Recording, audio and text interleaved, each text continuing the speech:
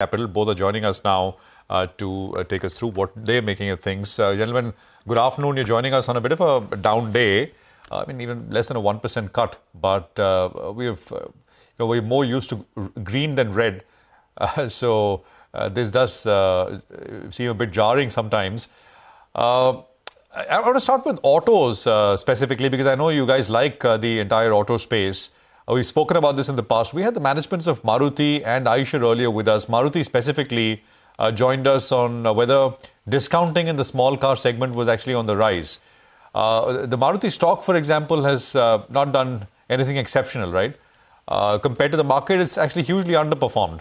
Charandeep, what are your thoughts on that space, and if you have a view on Maruti specifically?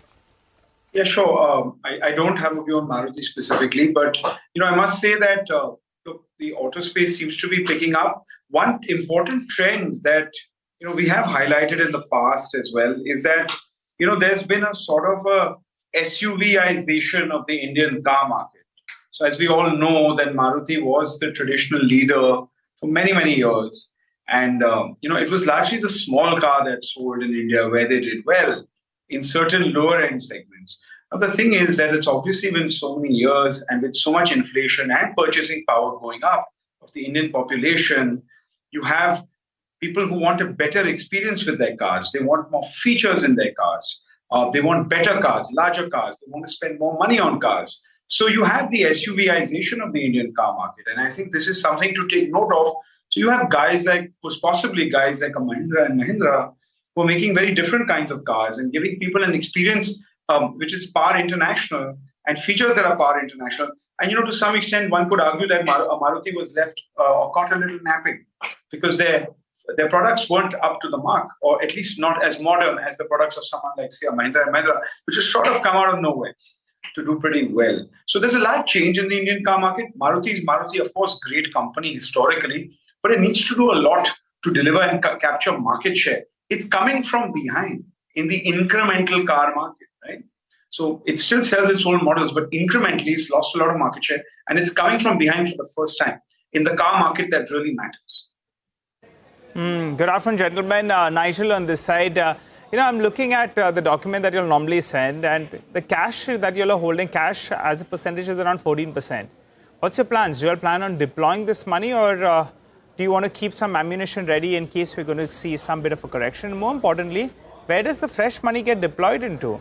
The mid-cap and the small-cap indices have been lagging. The breadth of the market doesn't feel like we're at 18,500. That has a lower allocation as of now. Is that the space you like? Okay, I'll take that, Nigel. So, we don't take cash calls per se. We are always looking for opportunities to deploy. So, the cash could be a reason because we might have sold something where we thought that the valuations have or we've achieved our desired target. But we are always looking for opportunities. And since we run a multi-cap fund, which is about 50% large cap and 50% mid and small, we try to keep that balance, and we are looking in every space. So whether it's small or mid or large. Varun, can you tell us what is it that you recently sold?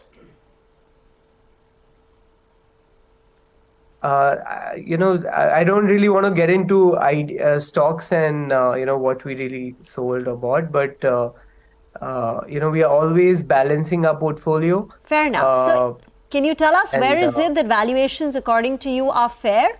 The sectors where you see valuations fair, and where is it that you still see some value? Give us some ideas to work with, if not individual specific names.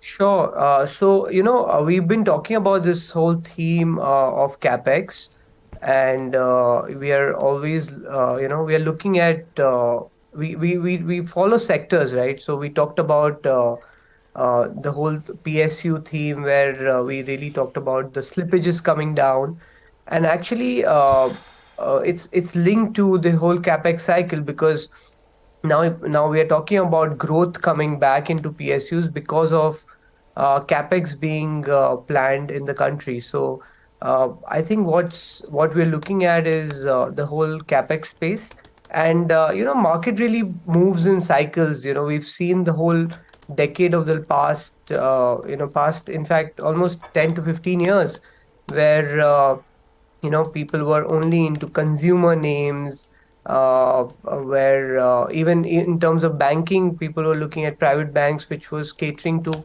consumers and retail. For the first time, we are looking at, banks which cater to companies and corporates, and which and because of the capex cycle, I think that trend is really changing. So you're looking at engineering companies, you're looking at capex-led companies, you're looking at PSU banks. So I think that theme is really playing out, and this cycle could last for longer. Of course, you might have valuations, go up here and there, but I think the cycle is there for some time. Okay, cycle is there for some time. Got that. Just I don't know if you guys looked at the flow figures today, the mutual fund monthly numbers. The net equity number is now a little over 2,000 crores. It's a sharp fall. The SIP number is sticky, but I guess the discretionary number is seeing a lot of pressure. Charandeep, any thoughts in your funds? What are you seeing? Is this? I do have some thoughts. I do have some thoughts on that. I think one will have to go a little deeper than just look at the headline number. Sure, there has been outflows from active funds, but one space that's getting a lot of money that I believe is not reported in the equity schemes is passive money. So ETF money, for example, the SBI index nifty ETF is now like 1,60,000 crore. It's getting flows every month. It's not captured in this number. Pension money is not captured in this number. So I think domestic money has many new faces and facets. And this is a big trend change that we've seen, people moving into passive money or the passivization of Indian markets. And most of that's going into large cap schemes and essentially the Nifty 50 or the Nifty 100. So there are flows. Yeah. Okay. All right. Also I wanted to ask you about, it appears that you'll have increased your weight on a couple of stocks. I think Varun just spoke about the PSU banking space, and SBI now is the top weighted stock. I'm looking at your portfolio. So have you increased weightage out there? And Devyani as well as the other one that sneaked up. You already had Zomato. Devyani from the QSR space, it seems that, you'll have increased weightage out there. Is that correct? Yeah, that's correct, Nigel. That's correct. Devyani as well as... again, both, we talked about the PSU themes where the slippages are coming down, and we'd like to back the leader out there. So that's why we feel that it's a good place to be with an SBI. And Devyani, again, it's the retail QSR space, which we feel that has a very long tail. Not just Devyani, but we feel that that space itself is very exciting because now it's getting consolidated with just 3-4 players out there, and I think it has a very, very, very long tail because all these guys have got their models right. And they are all expanding very, very aggressively. So we feel that the QSR space again is a very interesting space to be in. Arun, I just last time as well I tried to probe you on this. Zomato is part of the holdings. Paytm, has it come into your study category? Have you all been studying it? Do you all think you can chip in there? I'm happy to take that. I'm happy to take that question. But, I think if you're generally, Nigel, asking about some of these new age companies, which if you see there's been an out-and-out collapse in the price of many of these stocks, and at some level, it seems like they're finding some interest at levels which are between 60 and 90% or 60 and 70% below where they peaked. So a lot of these have generally become much more reasonable and attractive from a 5 to 7 year perspective. That whole basket is very high quality, in our opinion. The good businesses, the listed Indian new age companies are really good businesses. Of course, we've picked the ones we liked, right, or where we thought that we could best make money. We'll be very open and aware of the pricing and the opportunity available. There may be more supply coming in. The good news is a lot of the supply could be getting absorbed, and some of the weaker hands may have gotten out. So there seems to be an opportunity here, and we are alert to any name that could meet our criteria. The one name that we like, you're obviously seeing in our portfolio already. Got that. Charandeep, I see you also have Blue Dart, about 4% exposure to Blue Dart in your portfolio. Earlier, just a couple of days back, we were chatting with TCI Express, which is largely in B2B, but they indicated that things are slowing down rapidly in the B2C e-commerce logistics space. Even there was that warning from delivery and the stock collapsed after that things are slowing down on the e-commerce logistics space. Can you tell us what's happening? What is it that you've observed? What are the trends? And what's the best way to play logistics? So it's a good point. I think logistics has many facets to it. Like you mentioned a bunch of companies in there. Of course, the e-commerce pure plays are more along the lines of delivery. Blue Dart is a historical business. It's into many traditional document delivery businesses. It does B2B work for several large corporates. So it's largely a B2B business, rather than a B2C business like many of the others.